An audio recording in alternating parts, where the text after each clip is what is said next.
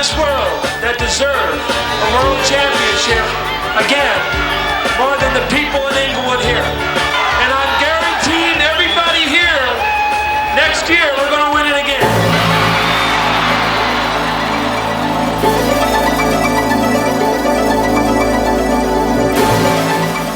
I made that statement not based on trying to nickel and dime the players with motivation. I truly believe that this team is ready for that challenge. It might be a rough ride for 7 months because of the competition. Well, we have the team and the players to repeat. We have all the ingredients to repeat. Now we just have to do it on the floor. And that's just what the defending champions did, slicing through every opponent with surgeon-like precision and leaving all pretenders to the throne in their wake. The pull-down pass intercepted by Scott to Green. 3-on-1 to Scott. Slammed up. And I think his statement made us realize that it is, something at the end of the tunnel. It's something that we can accomplish that no other team has done in 19 years. After 2 straight wins at home, the Lakers made San Antonio victim number 3. And it looked like no one would be able to derail the Laker Express. Scott takes the ball in low to Magic, posting up under the green, no-look pass, slammed up. Woo! How did he see it? Your biggest enemy is yourself, in the sense of you have to fight, the mentality of, we were the champs and we are the champs and we're going to be again, and it's just not that easy. Realizing that it wasn't going to be easy may have been the Lakers' greatest asset. While this was unquestionably one of the most physically gifted teams in the league, the Lakers knew that they'd have to prove it night after night if they wanted to earn their place in history. Repeat, we want to be the first to do it in 18, 19 years, however long it's been. So the desire is definitely there. The intestinal fortitude is there. I mean, we want to come out every night and win. For 7 straight games, the Lakers followed the Riley master plan to perfection. And with Magic and Kareem leading them past a dangerous Dallas team, Los Angeles had earned its best start in franchise history, 8 in a row. But then, suddenly, it all came to a halt. I don't want to overreact and demand too much and push them and yell and scream at them now, because they're not going to respond to that. They're past, we're past that as a team. We just got to keep growing and understand that it's going to be a rough ride for us. But it's interesting how everybody talks about the Lakers when we lose a few games. You can't have a slump, or you can't play bad because people, well, what's wrong? What's wrong? And the year before, you could have that slump because you wasn't the champ. But you're the champ now. You're not supposed to lose 2 or 3 in a row. Not the Lakers. No. What's wrong with you guys?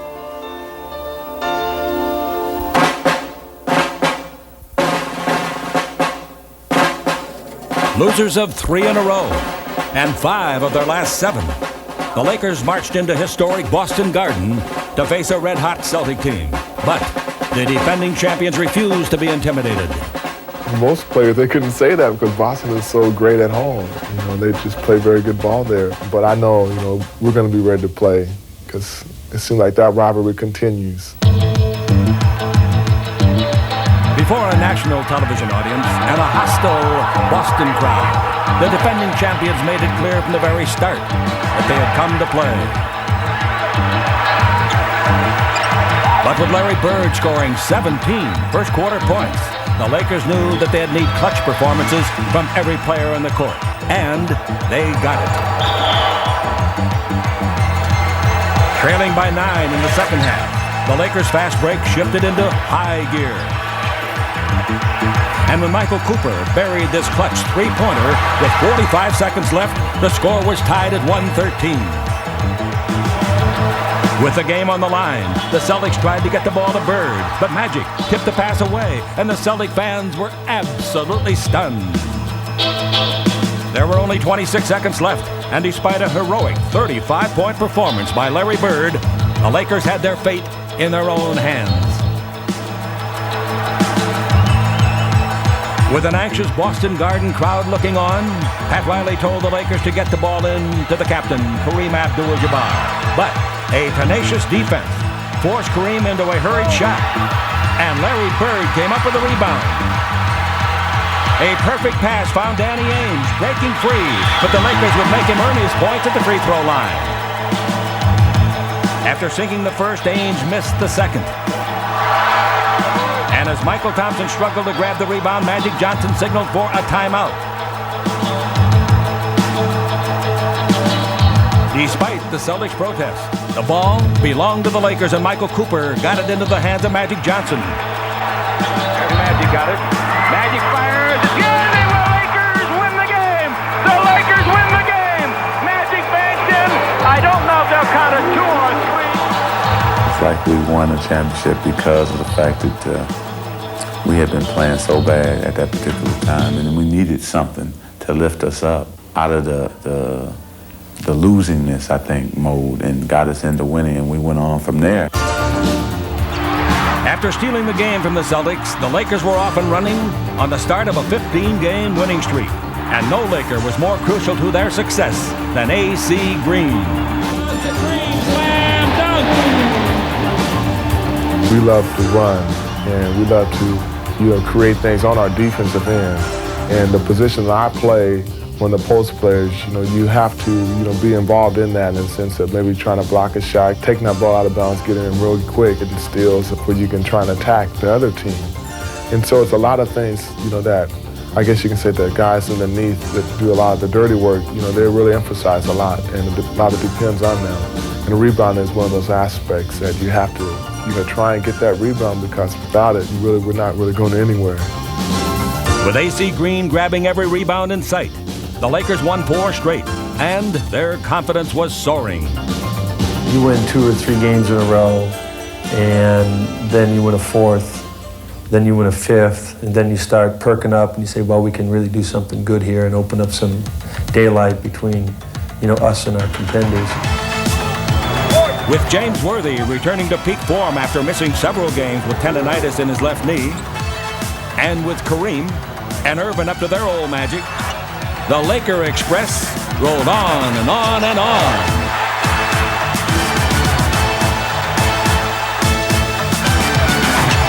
Worthy made 6 of 9 shots in the first half. Dribble around Barkley and a big score. Here's the pass under the Kareem, and Kareem scores. Everything is working for you. Your transition game is working. Your defense is working. Your shooting percentage is really high. And it's just a point in time where all 8 or 9 players that are playing are really playing their basketball.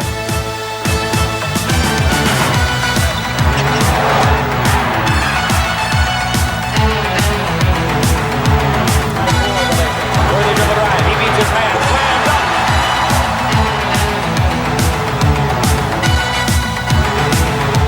Michael Thompson down the middle goes. The hook shot of 8 is beautiful.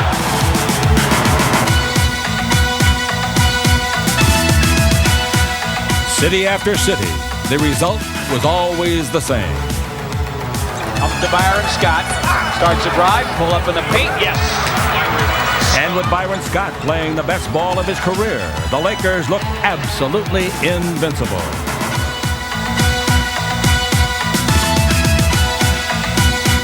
It's very difficult in this league to win a lot of games in a row. Winning 15 games in a row is significant with the number of teams out there that are really competitive. So, but I would say confidence, and then once you really get it out there and extend it, an aura of invincibility that you can't be beaten.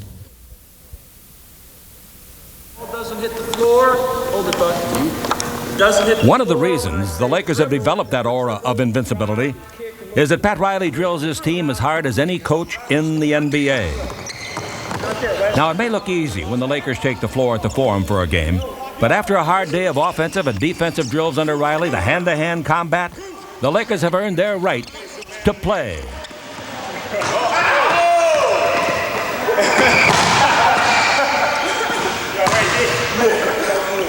And one Laker who has enjoyed special success under Riley's coaching is fifth-year guard Byron Scott.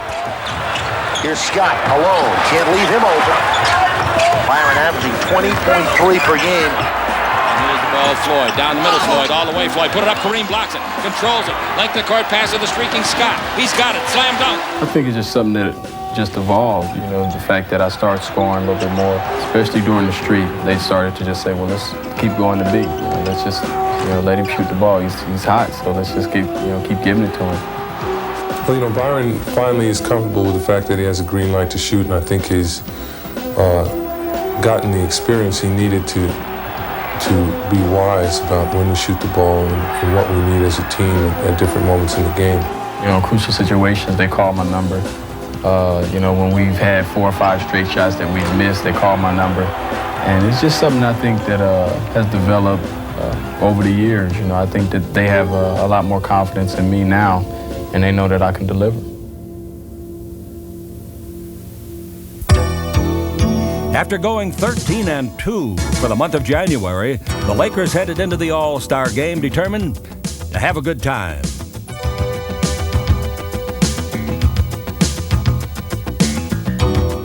Four of the 5 Lakers starters made the trip to Chicago.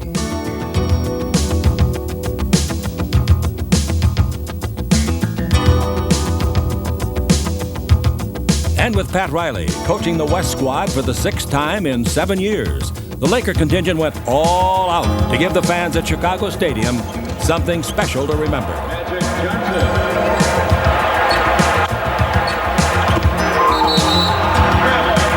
Traveling called against Magic, but the crowd enjoys it, and so do the players.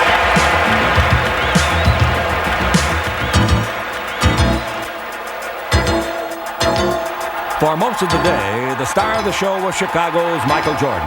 And with the game out of reach, it looked like Kareem wouldn't get the one shot he needed to break the All-Star scoring record.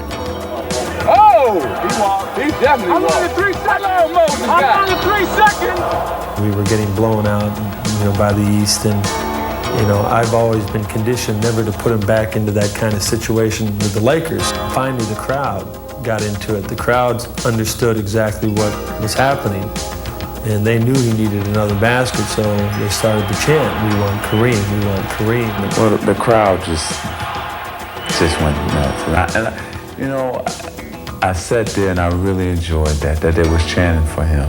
I finally looked down at him and I raised my eyebrows, and he raised his, and that was it. And they want Kareem to go back in and get the All-Star record. He needs 2 points. I called a timeout and set up a play for him, explained to the team what the situation was.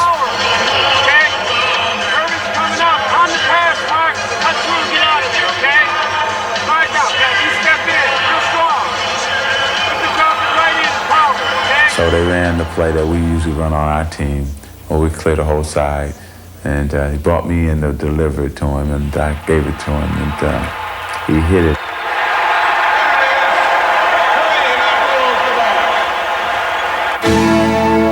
But the Lakers wouldn't have time to rest on their laurels.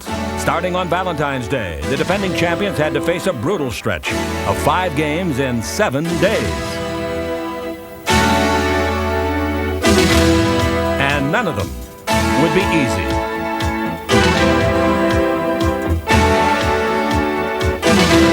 That's what you live for. That's what you compete for. It's to play against the best teams and to meet your best opponents and see if you can beat them at their own game. Starting with the Celtics, the Lakers picked apart the league's best team, beating them at their own game. Kareem led the way against the Celtics, and with Byron Scott hitting an incredible 15 of 19 shots from the floor, it was a Laker blowout from end to end. By Byron Scott, and the Lakers are on the run again. Scott.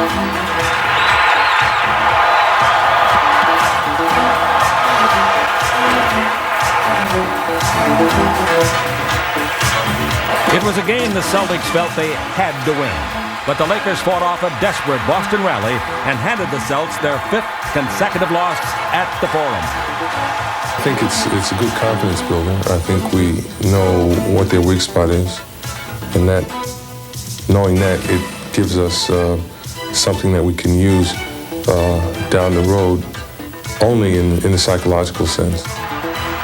After beating Boston, the Lakers delivered a belated Valentine to the LA Clippers and then headed to Houston. Exactly 1 month earlier, they had hit an unbelievable 18 consecutive field goals against the Rockets. Pat Riley had called it a lucky performance. And then, as if by some cruel twist of fate, their luck turned from good to bad. Cooper got hurt. Cooper turned an ankle. Cooper has turned an ankle. He crawls to the sideline. He's in great pain, obviously. It was the first dark cloud over the Lakers' season. And though x-rays of Cooper's ankle proved negative, he would be lost to the Lakers for nearly 2 months. And suddenly, their chances of beating a struggling Atlanta team were not looking good.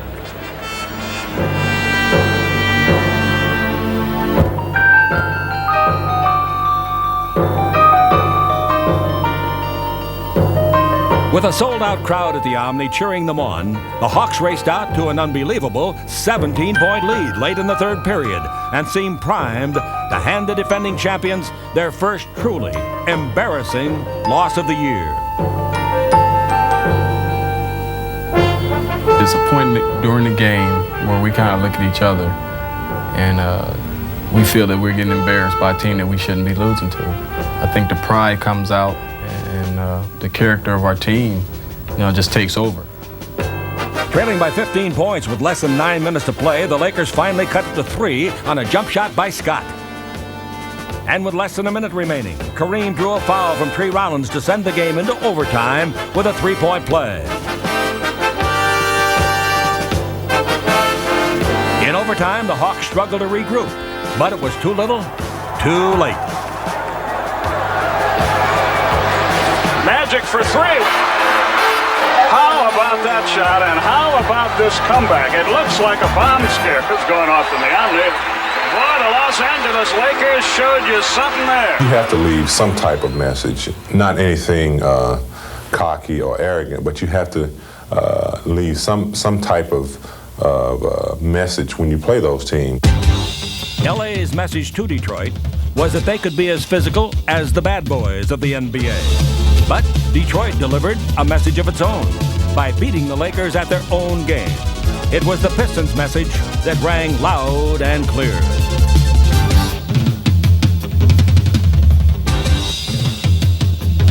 After being outscored by 12 points in the first half, the Lakers cut the Pistons' lead to a single point on a strong inside game. And Michael Thompson's 3-point play with 41 seconds left to play gave the Lakers a 2-point advantage. There was still time, though, for the Pistons to win it. But Isaiah Thomas's desperation shot was smothered by Kareem Abdul-Jabbar, giving the Lakers the victory, and in 1 week, a perfect record against the NBA's best. I never want to go through a week like that again, though, because mentally it drained us, all of us. It was a tough week. Most of the Lakers will tell you that the most grueling part of being in the NBA is life on the road, the constant travel from hotel to hotel. But for Mike Schmreck and Michael Thompson, life in a hotel just can't be beat. Oh, I thought you guys were room service. Come back in about an hour. All right, come on. Jeez. Welcome to my humble abode. This is it. This is where I hang my tennis shoes. But every day I leave at 9:30 in the morning to go to practice, I come back and the room is immaculate. It's all clean. The floors are vacuumed, fresh towels in the bathroom, beds all made fresh, blankets, fresh sheets. It's close to the airport, close to practice, close to the games. The people here in the hotel, they're all just great. Like all the bellmen downstairs, I see them every morning, and the valet men, and it's we've become friends. Actually, it's really kind of nice. I wasn't looking for anything permanent down here, just something temporary, 6-7 months out of the year while I'm here. And I talked to the Sheraton Hotel and asked them if I could do a trade-off, have some, give them some of my tickets for a free suite. And they said, no problem, they'd love to get Laker tickets. Ed Magic and Kareem have all the mansions. To me, home is where your heart is, right? You got a remote control TV, refrigerator, and a comfortable bed. That's all you need. The only other thing that you can hope for is luck. And on March 10th, the Lakers' luck finally ran out. Only 1 day after picking up his 400th career coaching victory, Pat Riley looked on in horror as his most valuable player pulled up lame with a severe groin injury. It was like stepping into a nightmare. The one problem with an 8-man rotation is that when you lose 2 key players, are those guys that are going to step in ready to play? Are they sharp? Are they in shape? And can the team adapt?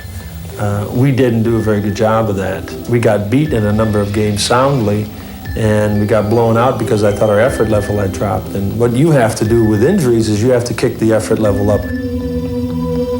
With Magic out, the other Laker players started to struggle, and Riley was forced to juggle his lineup yet again. The other guard will be a surprise. Milt Wagner, Louisville, 6'4", 180, making his first start ever in the majors. I had to change a little bit of the chemistry of the team because of the loss of these 2 guys. And I actually started Milt Wagner and Kurt for a couple of games to bring Wes Matthews, Michael Thompson, and A.C. Green in. That team began to gel a little later because they understood that this is all they had, and they had to get a new sense of identity. And it was beginning to take shape. And now Irvin's coming back, and we see how that adjustment is with him here. I think the team accomplishes a lot in terms of now knowing how to play without me. I think also it made us a stronger team, stronger-minded. So we got a lot of pluses, and we just had to turn that into the big plus, and that's to win it all. You just won Laker tickets. I won Laker tickets? Yes. Yes. Yes. Unbelievable. That is great. Well, it was that time of year again, and although the weather was unchanged, the typically laid-back California pastimes would now give way to playoff frenzy, as everybody seemed to have just one thing on their minds. This year, the frenzy has been more so than any other year because you have a chance to repeat, and it's been wild and crazy. Intensity is up on an uprise, and I think that's what you need going into the playoffs. Everybody's raises their level of play an extra notch. We know what it takes. We know the sacrifices that we have to make. And the only way you can move from one level to the next is to up the ante and to play for higher stakes. And I think that's what we're doing this year. We're going for it. The playoffs opened with the Lakers back at full strength, but despite bursts of brilliance on the break, LA's offensive machine was rusty, and they would need consummate role player Kurt Rambis to deliver a career playoff-high 19 points to give the Lakers a victory in Game 1 and Rambis the early spotlight. Well, you've got to be expected to sacrifice yourself, any ego that you have, for the benefit of the ball club. And it's in my willingness to get rebounds and play defense and set picks. And that's what a role player has to do. Game 2, San Antonio jumped out in front early, but the Lakers patiently played catch-up, looking to another role player, Michael Thompson, whose 29 points punctuated the versatility of the Lakers' attack. I just played my usual game and I just happened to get the ball a lot more than I usually get. So I was the one who was the focal point of the offense for a few games. It was fun while it lasted. Down 2 games to none, the Spurs knew their chances were a long shot, but they were determined to prove that they were not the paupers of the playoffs that everyone had predicted. The Spurs' plan was to stay right on the Lakers' heels. And in the end, Johnny Dawkins had the chance to put the Spurs into overtime or extinction. The San Antonio series was a closer series than most people would have given them credit, even though we swept them. The interesting thing about it was that this Laker team has somehow found a way to win when we haven't played our best. Opening game round 2, the Lakers found a way to play their best as they staged a full-court jam session against the out-of-tune Jazz, while Utah can muster only 8 points in the first quarter, the worst output in playoff history. There wasn't much that was not clicking for the Lakers. He brings it out in front to Cooper. 3-pointer. Good.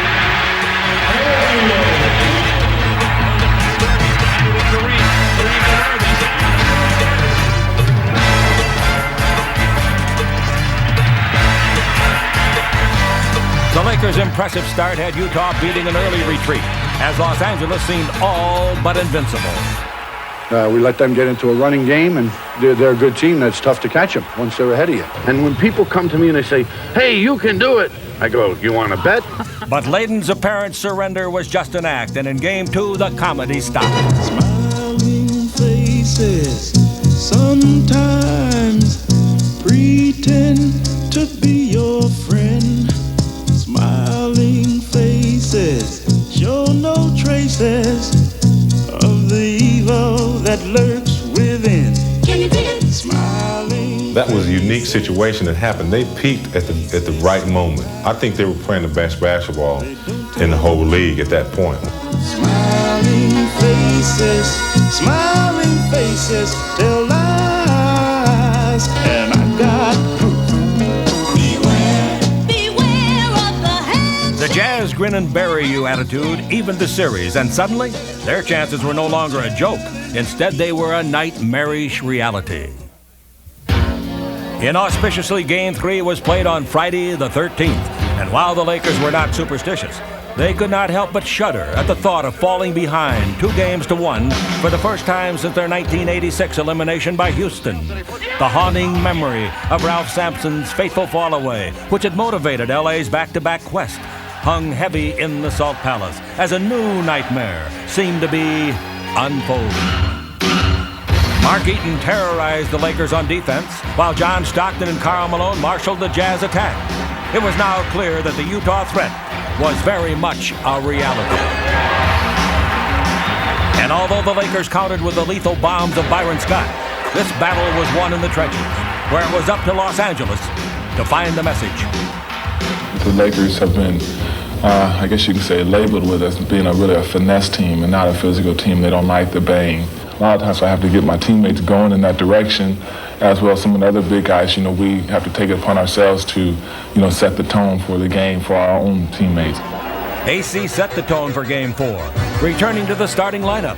But to win this one, all the veterans would need to put on their game faces. Worthy exploded for 29. Kareem Abdul-Jabbar, after a poor Game 3, poured in 21, proving to the people at the Salt Palace that the captain was back. The Jazz kept it close until the fourth quarter, when Magic appeared and drove home the 113-100 victory. The pivotal fifth game was at the Forum, where both squads knew a victory would put them in very good shape. Going into the final minute, the Lakers had the ball in a 1-point lead, when suddenly nothing was guaranteed. The mailman rang 2 home, and the Jazz led by 1. Then it was Worthy's turn to deliver, and the chase was on. The Jazz called for Thurl to bail them out, and he answered. Then with 12 seconds to go, the Lakers looked to Michael Cooper, who surprisingly had never hit a game-winning shot from the field. But history and the score were about to change. The Lakers are out of timeouts. No timeouts left. The ball to Magic. Dribble drive. Down the middle. Out to Coop. 18-footer.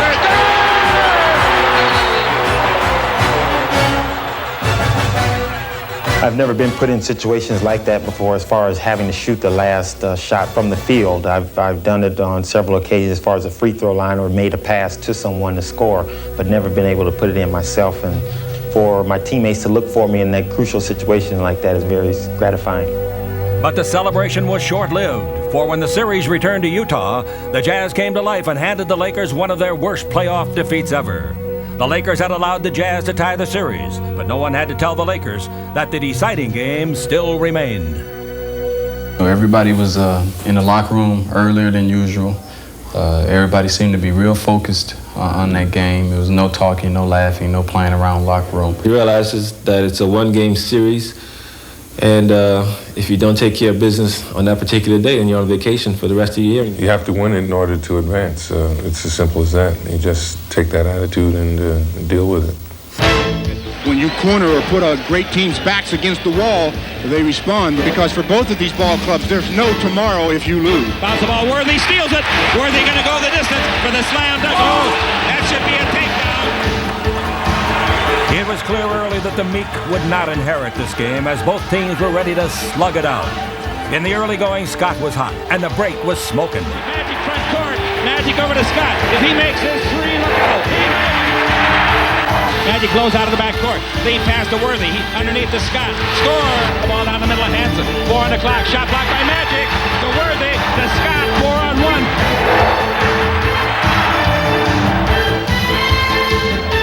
And by midway through the fourth quarter, the Lakers had put the Jazz away and had moved one step closer to making good on Pat Riley's guarantee. 5 seconds left.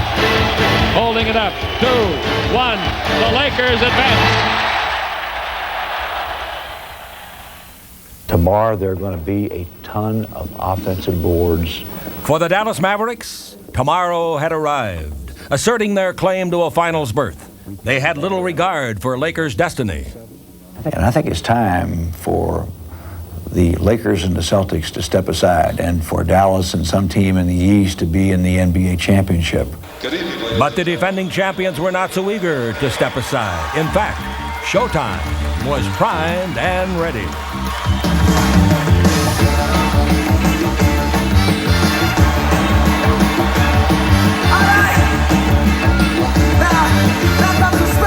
Of our show, I'd like to bring out a very special and dear friend of mine.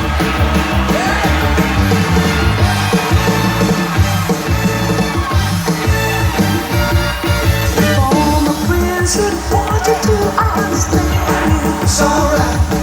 But I hope I get to you to pull me through the way I feel. Side to side.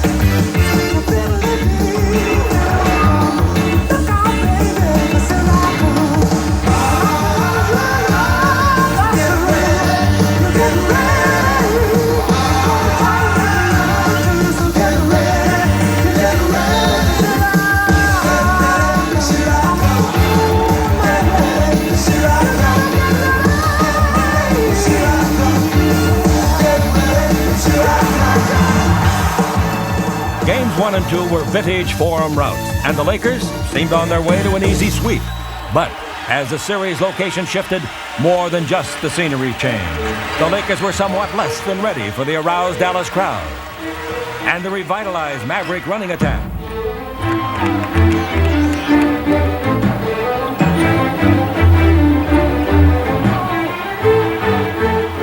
Pat Riley could barely believe his eyes as the Lakers were out-hustled and out-muscled. Game 3 belonged to Dallas, and LA looked to Game 4 with a vengeance. 2 days later, different time, same place, and the ball wouldn't bounce any differently for Los Angeles, and their early attempt to regroup did little to stem the Maverick tide as Derek Harper poured in a career playoff high 35 points, galvanizing a frenzied Reunion Arena. The Lakers closed the gap to 3, and the Dallas faithful feared a fourth quarter fold. But the Mavericks would not be denied their home court vindication. A slumbering giant was now fully awake.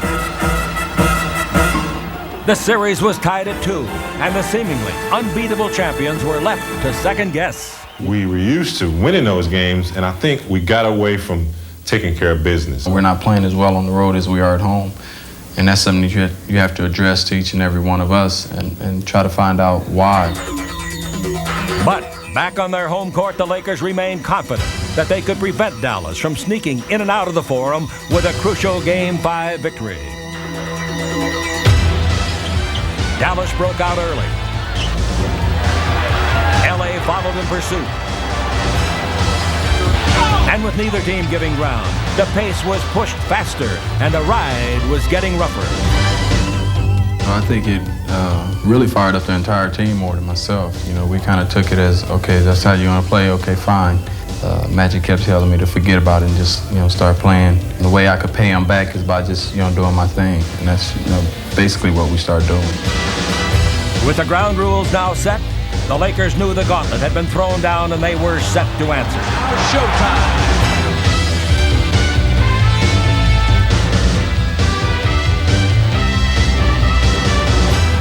The onslaught continues.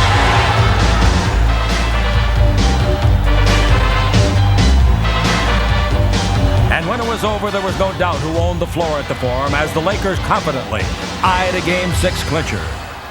Our guys have been there, and I think they sense the fact that we're one game away now, just one win away from getting to the finals to try to achieve this goal of ours, and I think you're going to see an inspired performance. It's going to take a lot by Dallas to beat us.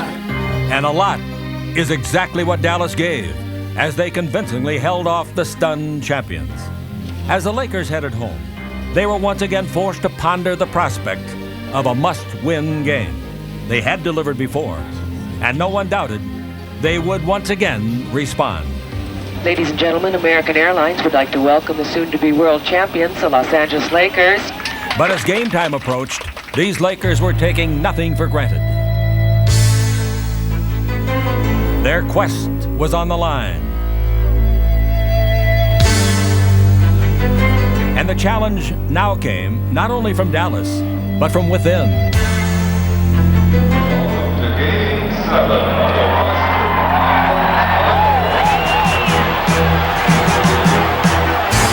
The Lakers wasted little time in getting started. Byron Scott's game-opening three-pointer set the standard. And Dallas and Mark Aguirre were quick with their response. For 6 games, these two teams had fought to a draw, and now they would continue to match each other word for word, man for man, basket for basket. And as the game wore on, both teams had to wonder what it would take to win this series.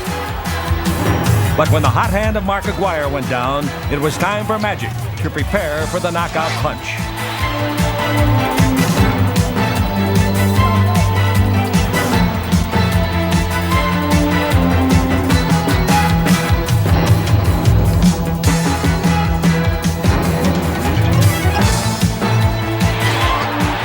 Dallas knew it was going to the canvas, and the entire forum was calling for the final blow.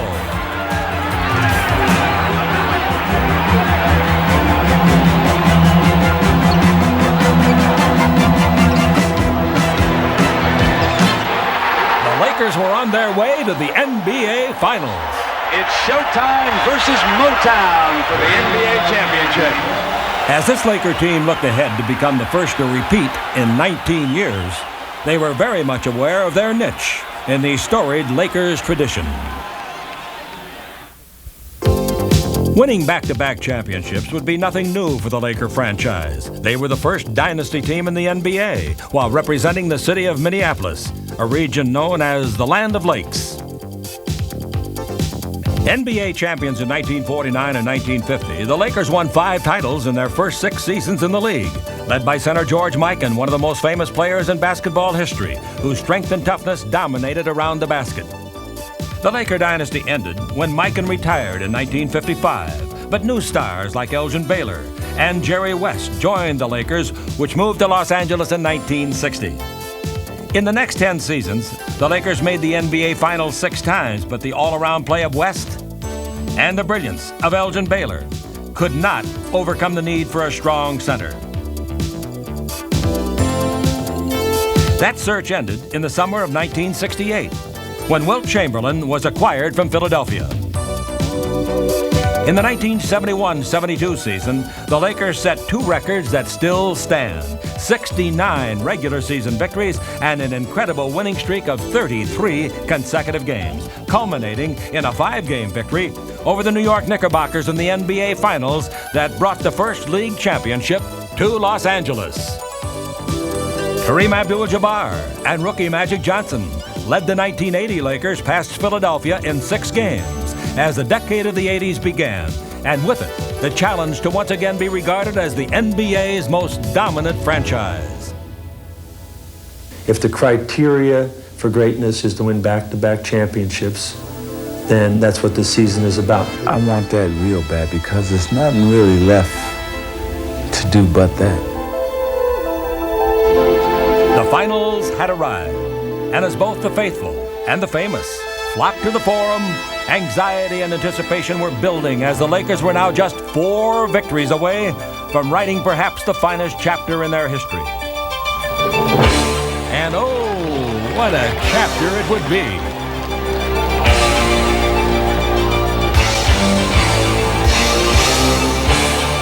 The Lakers were the veterans here, Detroit the novice.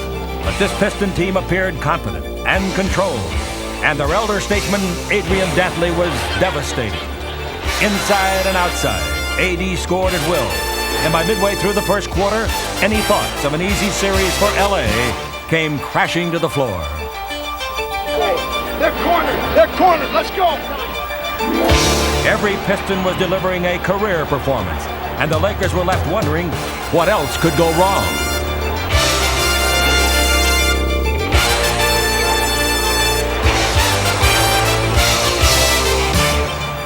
This is a stunning first half of basketball But no one could have known how stunning it would be. With 4 seconds remaining, the Pistons led by 11 and were looking for more.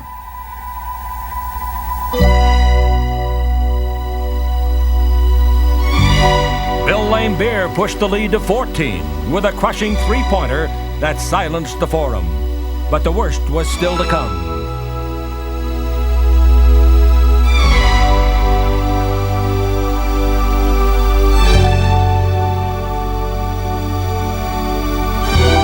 The Lakers staggered into halftime, down by 17, and would never recover. Game 1 ended early and ugly, and the next 24 hours were crucial to the Lakers' survival. It's a crusher with those 2 3-pointers, and when you lose last night, like we lost at home, it was an embarrassing loss for us. There was nothing to be proud of. It isn't something that they wanted to do, and they came in this morning a little angry, a little upset, and I hope they get worse, you know, because they're going to have to bring an attitude different than the one they took last night to the Forum. Game 2 was approached with an early sense of urgency, as everyone knew this contest was imperative if the back-to-back prophecy was to survive.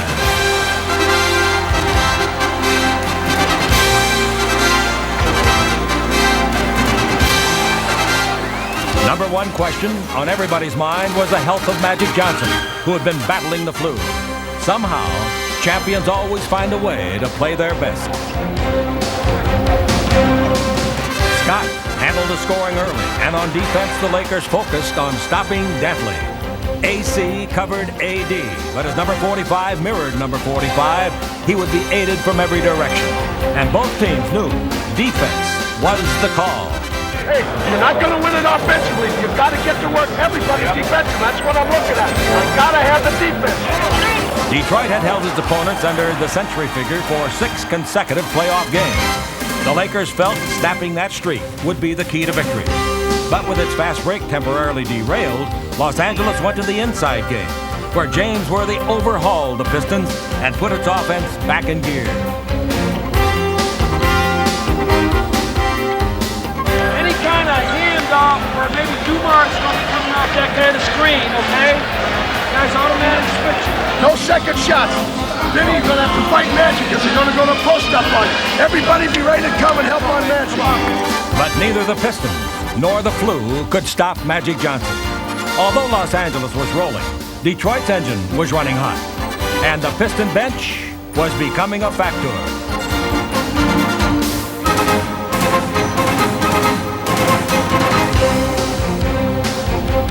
And by the fourth quarter, the platoon system began to take its toll, as Detroit went on a 17-5 run and knotted the score at 80 all. It was not only a critical time in the contest, but in the series. The Lakers answered with an 11-2 run of their own and had seemingly put this one away. But Detroit refused to quit. With a score 93-90 and 3 minutes remaining, Riley called for a timeout to ensure this one would not get away. The Lakers' plan was to go to the man who had delivered so many times before. And as the 24-second clock ticked away, the Lakers waited for their moment. Better do something soon. 4 on the clock, 3 on the clock. Into Kareem. He shoots a 15-foot skyhook and hits it. Laimbeer forced him almost to the VIP seats, and Kareem turned and hit it. Magic hollered, "You got to shoot it, Captain. The time's out." Kareem's majestic skyhook had put this one away.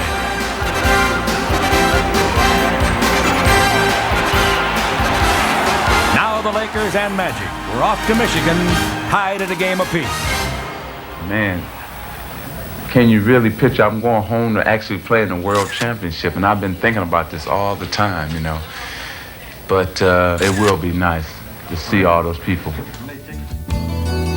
Going home for Irvin meant going back to where it all began, Lansing, Michigan, where even as a high school superstar, family and friends knew he was something special. He had a dream, and he didn't just let that dream just sort of, die away.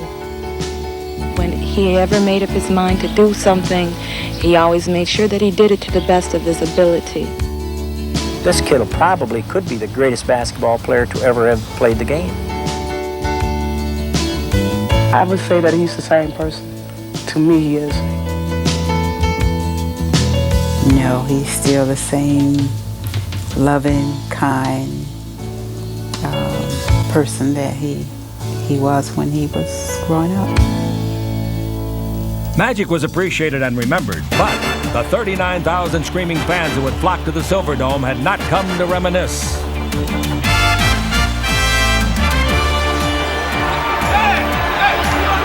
In the early going, however, Magic would live up to his legendary status by riddling the Pistons with sensational passes.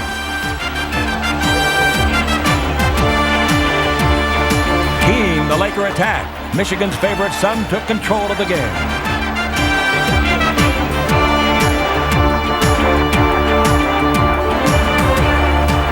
Even when Detroit displayed a few tricks of its own for the hometown crowd, Magic and the Lakers were quick to silence them.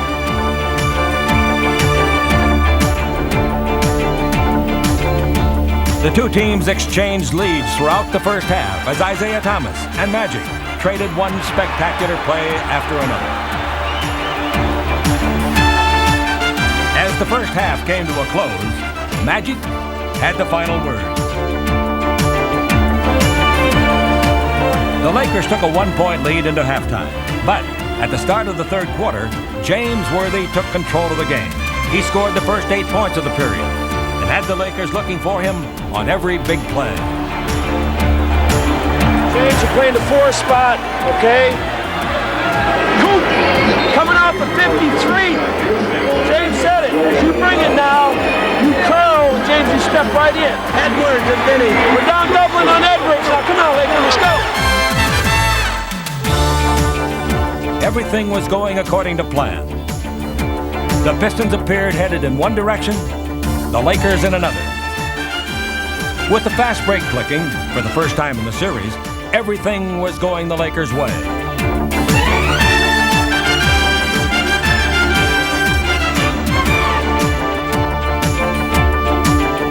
The Pistons tried to keep it close, but even Chuck Daly's ejection could not ignite his flagging troops.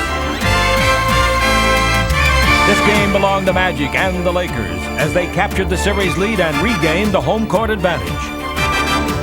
But while Los Angeles was celebrating, Detroit was plotting its revenge. If you're going to beat this team, you're going to have to beat them at their style of game, and which is very difficult to do. Prior to Game 4, Detroit's John Sally gave a preview of things to come. We'll give you room on both sides. We'll back the defensive player up. You got any questions at all? Green? Just watch him underneath. Underneath? Okay. Have a good game. Lots of luck. The self-proclaimed bad boys of basketball turned a game of finesse into the school of hard knocks. As both coaches saw their carefully conceived game plans turn into chaotic skirmishes.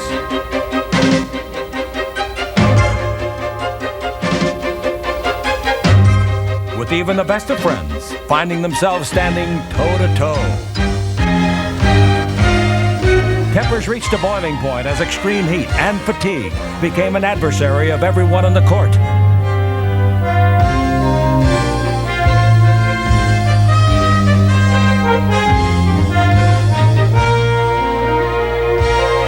And while the older Laker team seemed to feel the heat, the younger Pistons just got stronger, and by winning games 4 and 5, would take a 3-2 series lead back to the West Coast.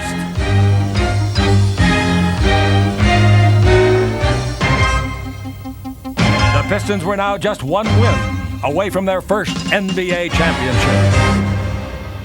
Post-game images were of Game 5 and the rough stuff that had unfolded at the Silverdome, but the comments were on the future. Game 6 is the only game we can think about. You know, this is what we play for all year long, and it's not over yet. Obviously, we're down, our backs are against the wall, but we're going home, and I don't think anybody feels terribly bad about tonight's game. Give Detroit a lot of credit. They hit the shots, especially when they needed it. They hit some big shots, but there's always Sunday. Once again, on familiar turf, the Lakers were given new life, and the Pistons knew it. Win, and LA's hopes of repeating lives. Lose, and the dream dies. There was only one option for the Lakers to choose. We got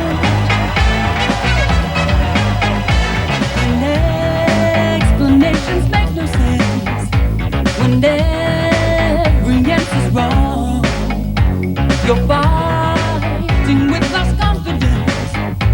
Don't let expectations come. The time has come to make a break. Move on, don't hesitate. Break out. After a slow start, the Lakers did break out, cutting Detroit's lead to 3. But Isaiah Thomas wouldn't allow them to get any closer. The Lakers' defense got tougher, enabling them to stay within striking distance by quarter's end, and refocusing their offense on 2 of their most lethal weapons during the playoffs, James Worthy and Byron Scott. And with a little Laker magic. Underneath the Scott scores! Byron Scott took the ball 11 feet from the floor. Down by 7 at the half, Isaiah would try to find a crack in the Lakers' armor. Crisp passing, unselfish play, kept the Lakers' lead at 6. With 8 minutes to play in the first half, Isaiah went down with a sprained ankle. In a heartbeat, Detroit's chance of an NBA title was on the line.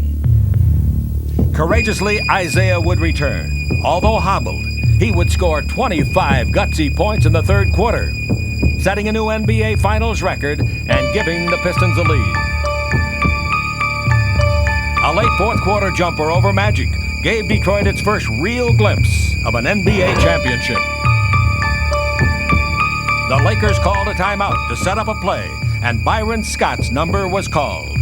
Brings it out to Scott. 3-point country. Dribble drive in deep. 12-foot jumper. Good! The Lakers stopped Detroit on its next possession, and Lame Beer fouled the captain as he attempted to give L.A. the lead. Kareem Abdul-Jabbar at the free throw line. The free throw by the captain. Perfect!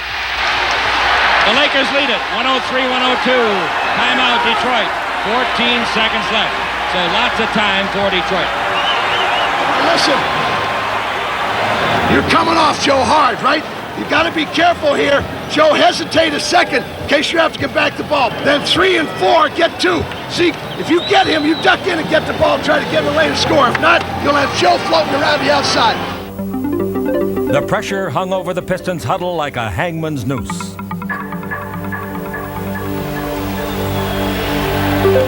On the young shoulders of Joe Dumars, the burden of Detroit's destiny would fall.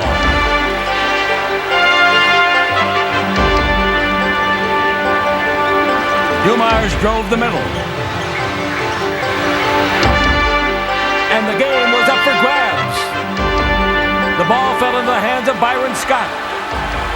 And Isaiah's dream of an NBA championship dissolved before his eyes.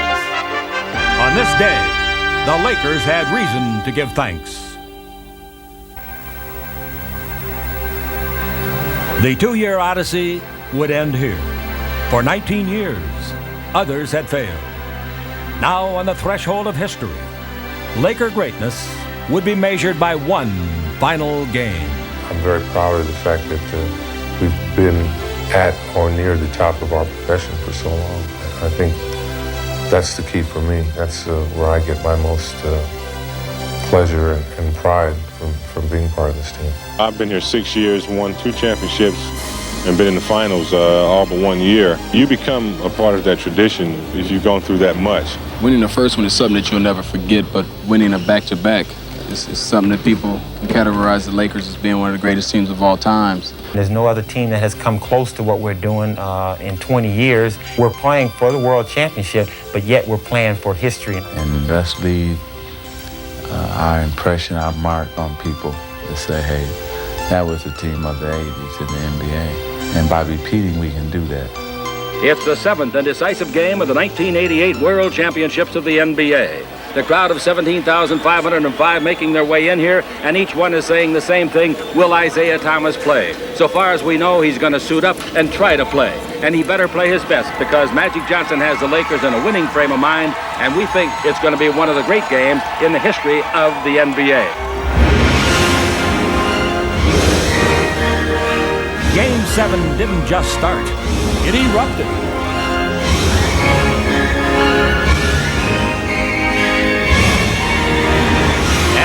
teams battled for the World Championship, one player would step forward and take control. Dazzling the Forum crowd with his aerial display, James Worthy had the Laker fans on their feet early. Hoping to stem the tide, Detroit summoned its reserves. One five's the top, 5 steps out, you come off. Listen, hey, Sal's got Worthy now, right? All right. Basically, we're staying home. Next guy, faking him, stay home. Get your hand up, smack the next one back in the face, okay? Come on. The Detroit bench ignited the Pistons. Swarming all over the Lakers, forcing miscues, and deftly turning them into easy baskets. The complexion of the game was changing. Detroit surged to the lead, boldly staking its claim to the championship.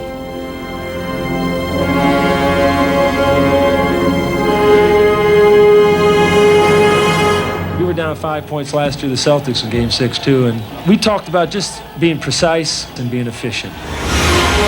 The Laker response was swift, and Scott's resounding opening slam dunk nullified any notions of a Laker collapse.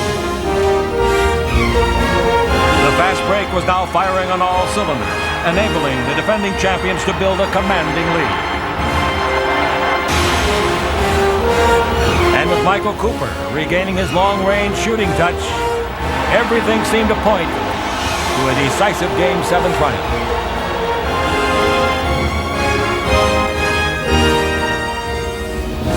But as crunch time approached, a meeting of the minds ensued. The directives were clear. It was time to engineer a resurgence. The Lakers better not get careless. There's a long way to go. The artillery from the bench would once again provide the Piston firepower, overpowering the Lakers, scoring 15 of the game's next 19 points, and closing the gap to just 4. The unthinkable was happening. James Worthy's clutch play rescued the Lakers once again. Magic down the middle, does a 360 underneath, throws it up, missed it, tipped by Worthy once, twice, good! Worthy on the second tip. Worthy got 2 rebounds on the play. But Detroit was unrelenting as they clawed to within 2. With 1:16 remaining, Riley asked James Worthy to be unstoppable once more. Okay? I want James Worthy in the middle. Let's go, But with the game on the line, the Piston defense was up to the challenge, and unbelievably, Detroit had a chance to tie. But Laker destiny was not to be denied. Scott has got it. They knock it loose. Scott gets it back. They hit him. He keeps it. Oh, what a play by Scott. To Magic to Scott. 30 seconds. 2 years of waiting was over. The moment was here. He can practically put it away if he can make both. Free throw good. Scott's critical free throws had Los Angeles breathing a sigh of relief. And with AC's final layup, the guarantee was signed, sealed, and delivered.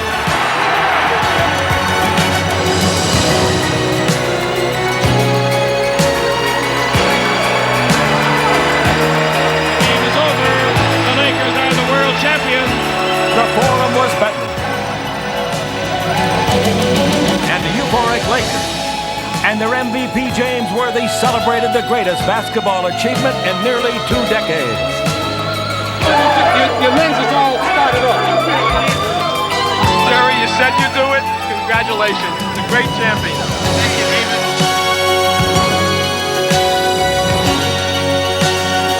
Would you like to step up here and guarantee a 3rd straight to start this off, Coach?